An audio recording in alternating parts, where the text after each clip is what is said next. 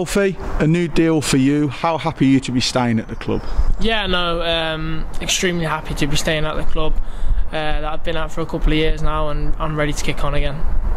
You know, you broke into the first team properly last year, and it was all about development for you last year, and continuing that spell going into this season, you've been fairly consistent in the team this year, and it's all about finding that level of consistency for yourself, isn't it?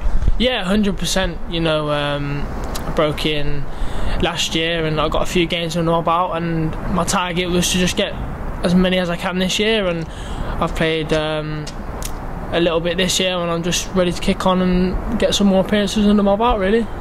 And I think you've found that level of consistency and maturity in your game now, because when you are playing, you're demanding the ball off the more experienced players in the squad, and it just goes to show just how far you've come since you've broke into the team. Yeah, no, 100%. We're a tight-knit group. I think the older lads mix in with the younger lads as well, so it's not just young lads and old lads. We all mix together, and no, of course, I'm not an experienced player yet, but no, I do demand the ball off the experienced players, because I feel like my job is to make the team play. And that's something that you pride yourself on, is your distribution. The fans, obviously, they're not here this season to watch it, but they're watching from home, and they will have been able to see your development. Do you see a development in yourself as a player this season? Yeah, no, 100%. I feel I've got more maturity in my game this season, and I just keep wanting to get better, and I hope the fans see that, and I'm ready to kick on for the next however many months there is. And what are your personal aspirations, especially for this season, but moving forward now? Yeah, no, my aspirations are definitely to get out of this league. That's my first thing I want to do. I want to get out of the league and get us promoted back to League One, because I feel like that's where Walsall needs to be.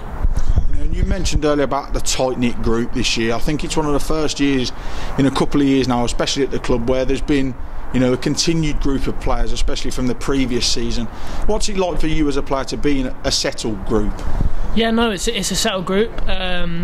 Last year I'd say it wasn't as settled as it is now, and as I said, we're all tight-knit and we all get on with each other, and we all push each other in training and in games, and the past few results hasn't been what we wanted, but it's all about bouncing back and going for the next win.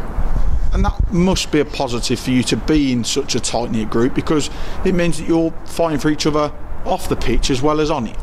Oh yeah, 100%. We fight for each other on the pitch. I think you've seen that this year in the amount of points we've come back from, going 1-0 down, 2-0 down. As you see in Port Vale a couple of weeks ago, we came back from 2-0 down at half time, and that just shows how much we fight for each other.